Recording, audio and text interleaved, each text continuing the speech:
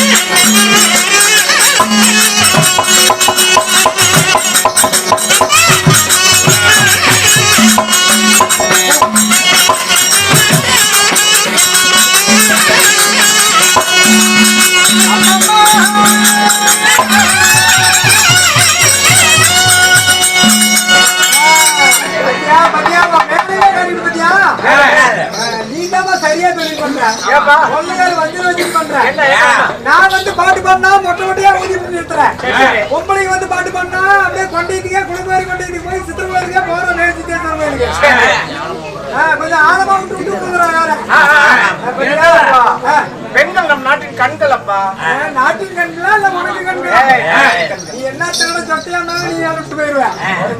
ஏமா என்னம்மா யாருமா நீ புரிச்சா இருக்குது? இந்த கனவா காட்டில் உன்னை பார்த்துட்டே இல்லையா? மறுத்து மறுத்து நோக்கி வர்றேன். ஆனா ஒண்ணு மாதிரி பார்த்ததே இல்லையா? எங்கேயா அங்க கர்நாடகா. ஐயோ என் ஆங்கார கோபம் எங்க, என் வீரம் எங்க? நீ யாரு தானே கோபம் எங்க கூலி எங்க நிற்கிறா தெரியல. யாரு ஒரு பொம்பளைங்கிறது நல்லா தெரியுது.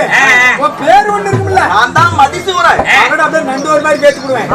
அந்த ஆளு பாட்டு பாடுறது, பாட்டு பாடிட்டு வெளியே வரலையே அந்த வாரி அடிப்பேன். நான் ஆராய் கொண்டை கடிப்பேன், ஆராய் கொண்டை கடிப்பேன். அந்த மாதிரி ஆளு அவன், அப்படியே அந்த ஆளு அவன் எங்க? நீ ஒரு பொம்பளை நல்லா இருக்காது கண்ணு பாப்பா. நான் தான்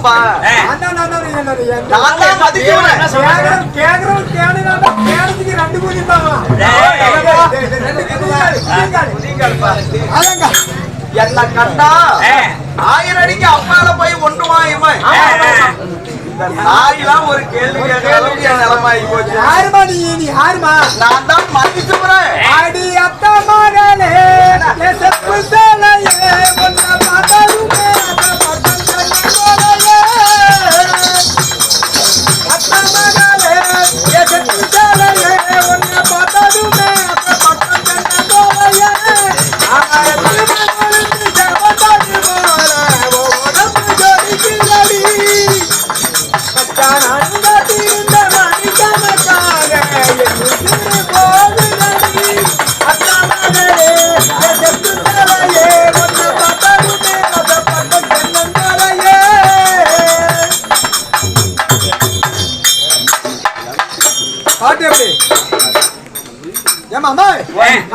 பரவாயில்லப்பா, இன்னும் நிறைய இருக்குது. நான் வந்து பொம்பளை கிடையாது. நான் சொல்றது கேளுமா, அந்த காலத்துல கண்ணதாசன் பட்டுக்கோட்டை கல்யாண சுந்தரம் மருதகாசினி இவங்க பாட்டு எழுதுனாங்க. அந்த காலத்துல கூட லவ் பண்ணாங்க, அந்த காலத்துலயும் காதலிச்சாங்க. லவ் பண்ற பிள்ளைய அந்த காலத்துல தொழிலும்னா கூட சம்மதம் கேட்டுதான் தொட்டான். பாரு எம்ஜிஆர் பக்கத்துல பாரு, மெதுவா மெதுவா தொடலாமா உன்மேனியிலே கை படலாமா படலாமா கேட்டுதான் தொட்டான். ஆனா இந்த காலத்துல பாட்டு எழுதுறானுங்க. அதாவது லவ் பண்ற பிள்ளை பையனை கூப்பிடுது, என்னன்னு கூப்பிடுது தெரியுமா? தாடி மம்மி வீட்டில் இல்ல, தடவோட யாரும் இல்ல, விளையாடி அப்படி தார்மாரா பாட்டு எழுதிட்டு இருக்கிறாங்க. அந்த காலத்து பாட்டுக்கு இந்த காலத்து பாட்டுக்கு நிறைய வித்தியாசம் இருக்குமா? அந்த காலத்துல செக்ஸான பாட்டு கண்ணதாசன் எழுதுறது, செக்ஸான பாட்டு எழுதுனா அது யாருக்கும் தெரியாது. இளமருவு காய் வருவா எழுதுனா மாங்கா திருடி திங்கிற பெண்ணே மாசம் எத்தனையோ கொஞ்சம் மண்ணும் தாரை பின்னடியம்மா மத காத்தீரையோ. மாங்கா திருடி திங்கிற பெண்ணே மாசம் எத்தனையோ கொஞ்சம் மண்ணும் தாரை பின்னடியம்மா மத காத்தீரையோ. இந்தாயா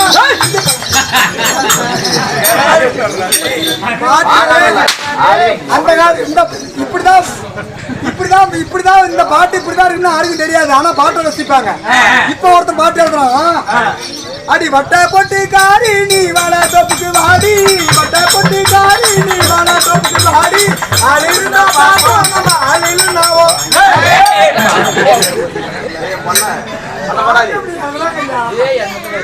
பாட்டு அப்படி எழுதுறாங்க ஐயா.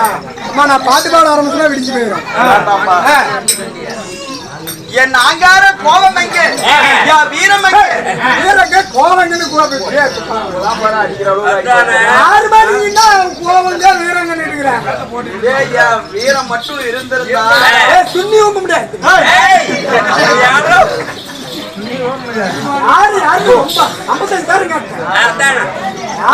நான் தான் மதிச்சுறேன். ஏதாவது நம்பர் மாதிரியா இருக்குது. வருவாங்க 82 அடி வரும், 22 அடி ஆகலாம்.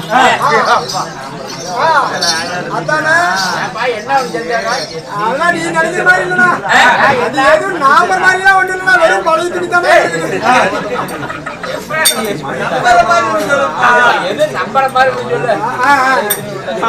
என்னம்மா சொல்ற? ஐயோ நம்ம அதிமோகம்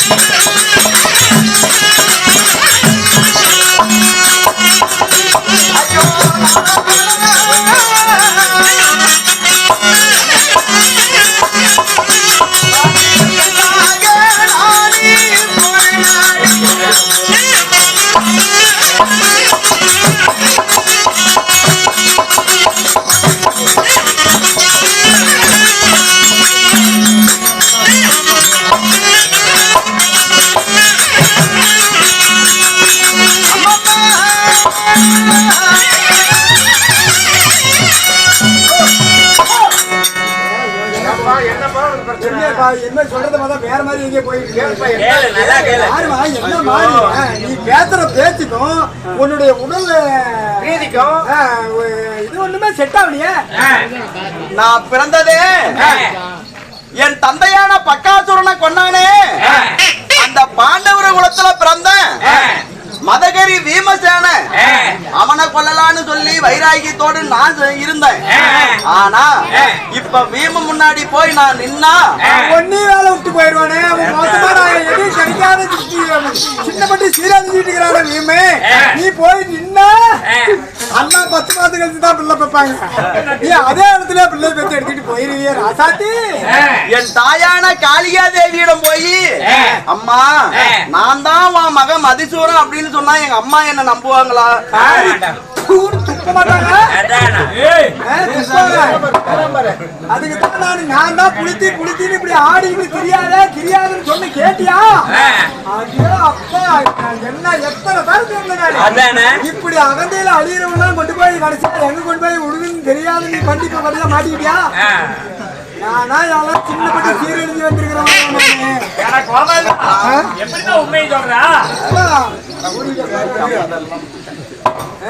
இதுக்குதான் நான் தான் குளித்துட்டு தெரியக்கூடாதுங்கிறது. இப்ப மாட்டிக்கிட்டியா? இப்ப வந்து எங்க அப்பாவை கொண்ட கேம்னா நான் பழி வாங்கணும். ஆனா இந்த உருவத்துல போக முடியாது. நீ பிள்ளையா பெப்ப ஏன் கம்முனுக்க மாட்டேங்கிற கம்முனுப்பாங்களா? அந்த மாதிரி ஆள் கிடையாது நானு. அம்மா இதுக்கு ஏதாவது ஒரு வழிதான் சொல்ல. நல்லா அறிய பையன். பெரியதா எவ்வளவு வர வரைக்கும் அண்ணா அண்ணா பேட்ச் போட்டா எல்லாத்தையும் ஆனா போனாங்க. ஆமா அதுக்கு அப்ப எல்லாம் பேச்சு வாங்கிட்டாங்க.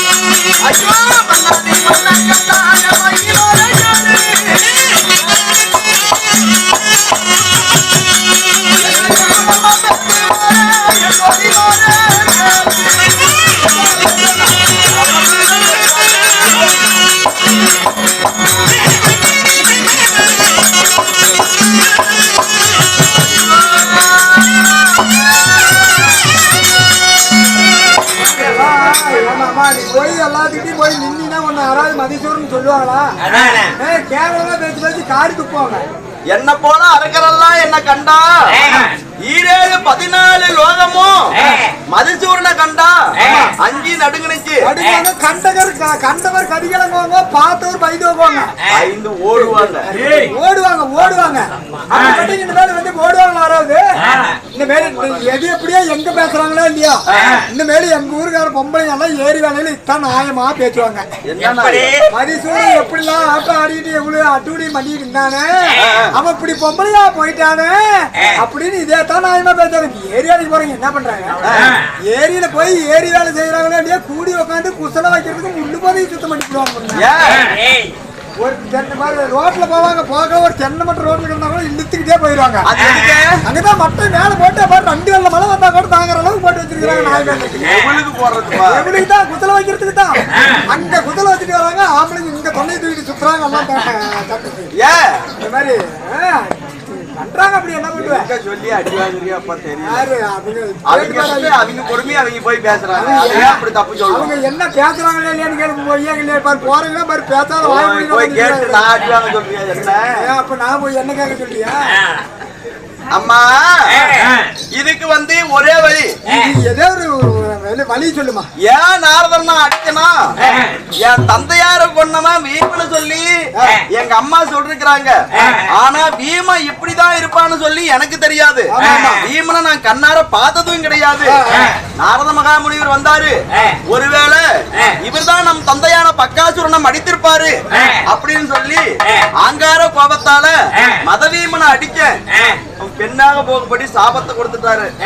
அவர்கிட்ட இவ்வளவு ஒரு வலிமை இருக்குன்னு தெரிஞ்சிருந்தா அவர் நான் அடிச்சிருக்க மாட்டேன். ஏறினதுலயே இறங்கிருந்தாங்கல்ல, அந்தாலியே தேடி போனோம். அந்தாலியே தேடி போனோம். சாட்சிக்காரங்கால விழுறத விட சொந்தக்காரங்கால விழுவலாம். அதனால நம்மளுக்கு இந்த நிலைமைக்கு காரணம் யாரு? நாரத மகாமுனிவர். அவரையே தேடி போனா எப்படியாவது காலை பிடிச்சாவது விரூபம் மட்டும் வரட்டும். முதலாம் முன்ன ஒன்னதான் கவனிக்கணும். யோசனை எல்லாம் சொன்னோம். நானு என்ன விட்டுரு தேவருக்கார ஒருத்தர் காட்டுறான்.